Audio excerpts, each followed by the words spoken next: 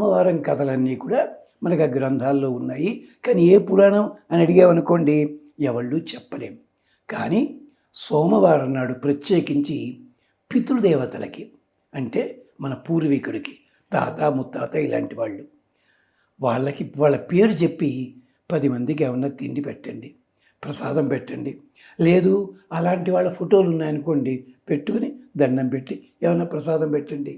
ఇదే సోమవార వ్రతం అవుతుంది. దీనివల్ల అక్కడున్న వాళ్ళు కూడా మనకి క్షేమం కలిగిస్తారు. అంటే ఎక్కువగా ఈ మధ్య ఏంటంటే ఆదివారం కూడా పితృదేవతలకి చేస్తున్నారు. ఆదివారం నాడు పితృదేవత ఏం లేదు. అంటే ఆ పితృదేవులు వైకుంఠానికి వెళ్ళిపోతారు వాళ్ళు ఆదివారం. ఇది అలా అంటే మనకి నమ్మం కదా. కానీ అన్నమయ్య కీర్తన ఉంటుంది తెలుసా. అన్నమయ్య మనవడు అతని సంబంధమున చేసి మమ్ము రక్షింపవే అన్నాడు ఆయన మనవడు. అంటే మా తాతగారిని దగ్గరన్నాడు కదా, ఆయన పెట్టి రక్షించు. ఎంత అందంగా చెప్పారండి. అలాగే ఒక కవిగారు ఉండేవారు, పితామహం నాదముని విలోక్య ప్రసీద. మా తాతగారు నాదముల్లో ఉన్నారు, నీ దగ్గరే ఉన్నారు కదే, ఆయన మనవండయ్యా నేను. వ్యాసుడి గొప్పతనం ఏమిటి అంటే వశిష్ఠుడికి మనవడు. అదనమాట. అంటే పితృదేవతలు అంటే అంతటి రక్షణ కలిగిస్తారు మనకి.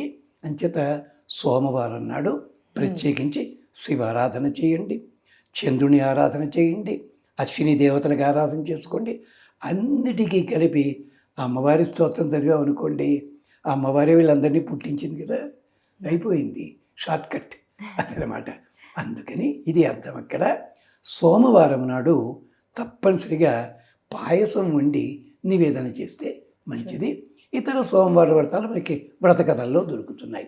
ఇక్కడ చెప్పడానికి మన సమయం చాలదు. ప్రత్యేకించి నారద పురాణము, విష్ణు ధర్మోత్తరాల్లో ఇతర విశేషాలు ఉన్నాయి.